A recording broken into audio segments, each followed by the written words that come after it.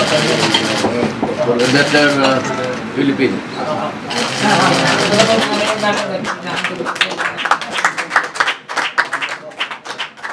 And you will not regret it, actually. Ito. Basta tulungan lang ninyo ako dito sa, alam mo, ang gusto talaga na ito. The way people are receiving is not because I am mine. Yung nila ako kilala before this election, before this campaign. Pero ang tao talagang galit sa gobyerno.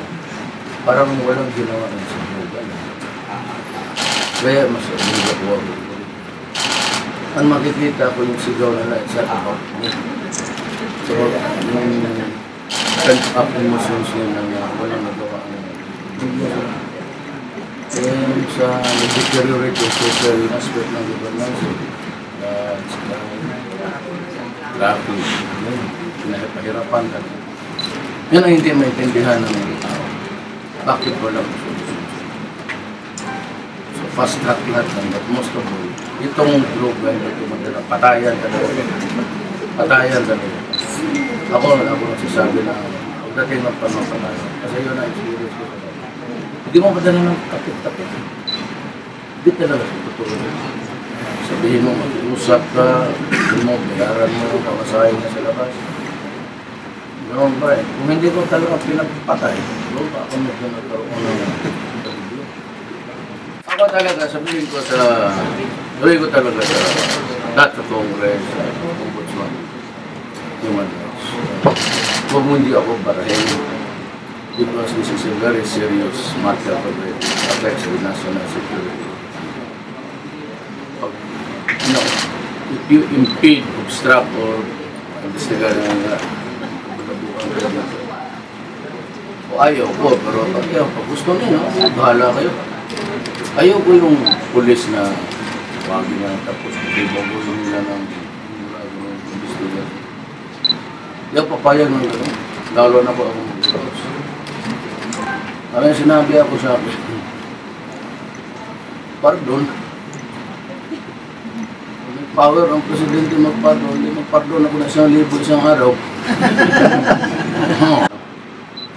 Ako basta ganito, nagtulong sa akin yung mga financial, legal problem. Hindi ka nagtulong sa akin, legal problem. Ang ganda na. Tsaka sama-sama ka. I would really be fair sa results. Atin talaga. That's the reason why I'm Mindanao, gano'n. Pero I'm sure that kilala ko ng we can always work together.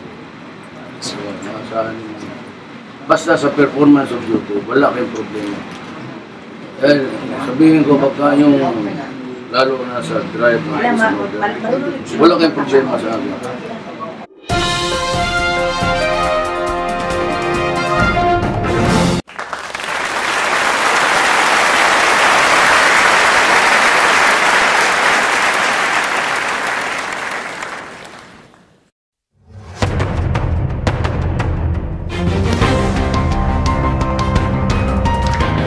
Salamat, Secretary Ed. Subalit sa kabila nito, nagsalita po ang ating mahal na Secretary John Vic na ang nagplano po rito, o yung pagkaintindi namin, ang nagplano ay kayo.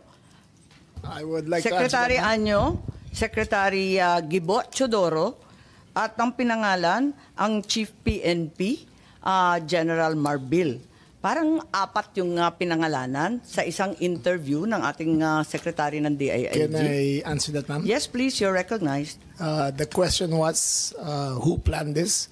I did not state in any way who planned it. The meeting was of executive privilege.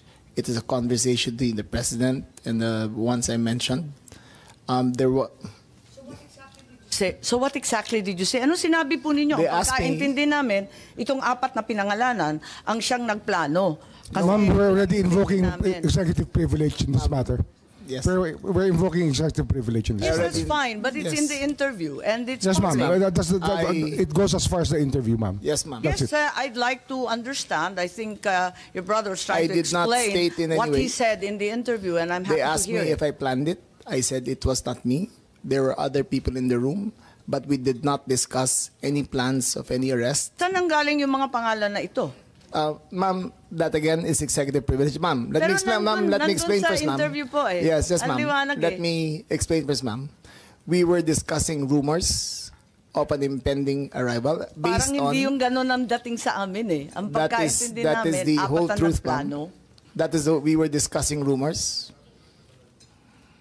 Go ahead, ma'am. Patugtog na lang natin para maintindihan ha. What was and who was really on top of this? Kayo ho ba? Because during the press conference of the president, it was you and the president. Yes. So ikaw ho ba nagplano ng lahat ng ito? Hindi naman, hindi naman. It was a group effort. Secretary Chidoro was there, Secretary Anyo was there too, and the President and I.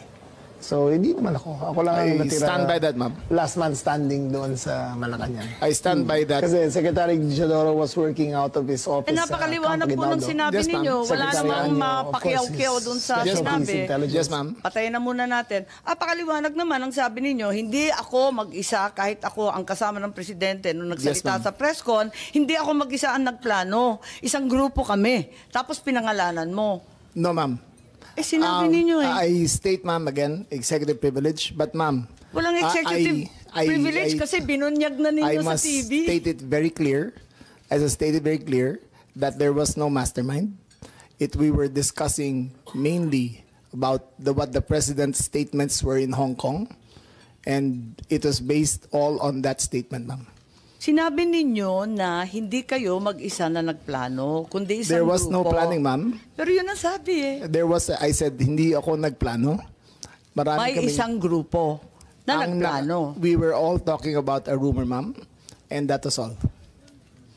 Rumor lang yon. Yes, ma'am. Group effort ang sabi mo eh. Ang tanong niya kung ikaw ang nagplano, tapos sabi mo, There was no hindi, planning, group ma'am. effort. There was no planning, ma'am. Anong in-effort ng group ma'am, kapag hindi let plano? me make I think that we're intruding into executive privilege already, ma'am. I think that we please No, I'm respect just our. asking him to explain the media. Yes, ma'am. But Just it's already I'm a very thin confining- dividing line between what transpires in a room between I will- cabinet members I will- and a media statement. But there's a very thin dividing line, ma'am. Understood. I hope that we can respect executive privilege. Understood, and the Senate and the Secretary Chodoro is fully aware. Every time there's a need to recess to executive session, I'm happy to do so, and I will do so when necessary. Pero ngayon, sinabi kasi sa TV, paliwanag naman ninyo sa atin kung ano ibig sabihin. Kasi ang sinabi, hindi ako mag-isa na nagplano, may grupo kami. They asked me if I had planned it. Sabi ko, I did not. I did not plan it. I said we were there, and not to skirt, ma'am, executive privilege. It was mainly because of the statements of the former president in Hong Kong that he said, in his words, ma'am, in Hong Kong, that, I think you have a clip, he said that, ang reading ko ay may ICC warrant of arrest na. That was the best of my recollection, ma'am. So anong pinag-group effortan? Anong To discuss the rumor, ma'am. grupo na That, again, ma'am, pinangalanan nyo? as far as I will invoke in executive privilege, there was no, you cannot plan on a rumor, ma'am. Kaya nagtataka So, ako, again, bakit ma'am, group effort? Chismis lang naman yun. Chismis nga. Ayun Yun na yun. nga, kung chismis, bakit mag-group effort pa? Tapos pinangalanan mo Ma'am, pa lahat na maraming nagpag-group marites sa effort. mundo to, ma'am. Dabis naman yung marites, dami-daming It marites was a sa amin. discussion of a rumor based on the statement of the president in Hong Kong. Nakakatuwa lang dahil chismis lang pala eh. Bakit sesentensyahan yung tao sa base ng chismis? It was a discussion of a rumor based on the statement of the president in Hong Kong.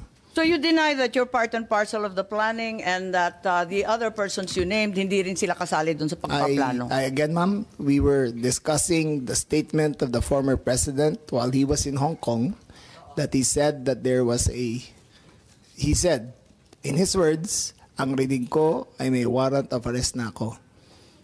So that was the only basis of the conversation, ma'am. So ito yung group effort ninyo? Yes, ma'am. Pinagtulong-tulungan ninyo yung isang bahagyang chismis? It was, ma'am, all of that is, again, the statement of the former president, not ours. Okay, so walang kinalaman to. Pero para lamang sa kaprasong chismis, magtitipon-tipon pa yung mga sekretary ng gabinete. Nakakatuwa naman.